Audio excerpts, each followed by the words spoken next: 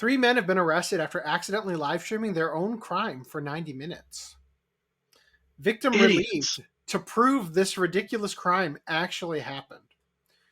We live in an age flooded with viral content, and so many people vying for a bit of internet fame that they try to concoct increasingly absurd videos which sometimes blur the lines between reality and fiction. This unfortunately makes our BS detectors so sensitive that we can easily dismiss actual outlandish events as hoaxes. Such a case happened last October in which a team of bumbling thieves stole a smartphone that was in the middle of a live stream and broadcasted their entire crime to the world. That's fucking funny. So the phone was already live streaming when they stole it. Honestly, bumbling is putting it mildly because the criminals were so accidentally well documented by themselves that the video almost looked professionally made. As a result, for nearly half a year, the victims had to deal with countless accusations that the whole thing was a hoax. To recap what happened, the victim was walking in Yokohama at night while intoxicated when he decided to start up a live stream. However, his condition got the better of him, and he dozed off on the street with his stream still running. He was snoozing. He was snoozing online for about 12 minutes when suddenly a hand reached into the frame and plucked the man's wallet from his bag. The theft did little to rouse the drunken man, who continued to sleep for about an hour. It was at that time that nearby security cameras picked up the thief coming back and snatching the smartphone that was live streaming the man.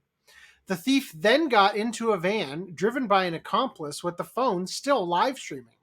At one point, the thief remarked that the phone appeared to be doing something and later on wondered out loud whether it was recording them, but proceeded to do nothing about it.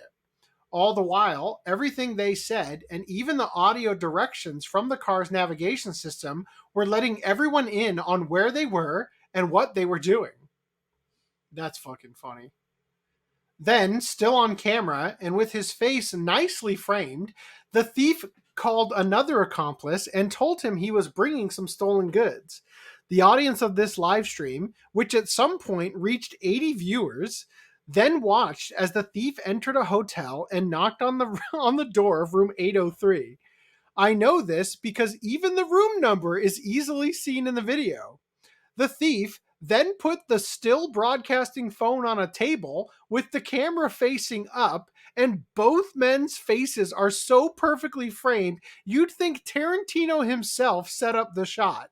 They went through the victim's wallet, and the thief explained that there wasn't any cash, but it had a card that he could use to buy some cigarettes at a convenience store. They then turned to the phone, and as the accomplice looked at it, he remarked, "I wonder if it's locked. It says something like reporting to the police." Okay. After that, the thief responded with an almost Looney Tunes like comedic precision.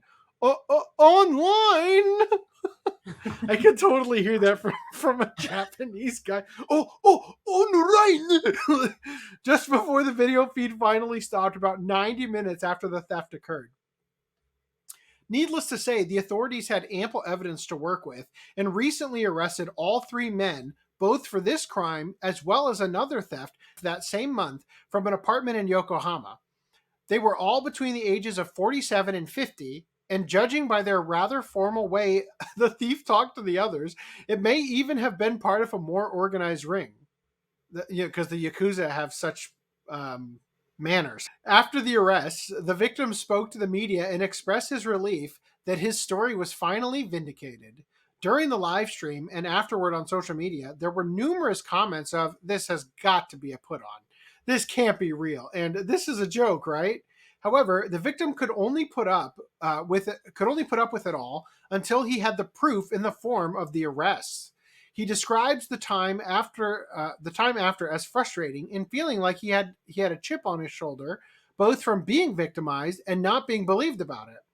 Now, he says it's like a weight has been lifted, and he expressed his gratitude toward the police. That's fucking funny. I can't believe. I wish Sankaku Complex wrote this article so we would get all the still frames of all the shit that they were talking about. That's hilarious.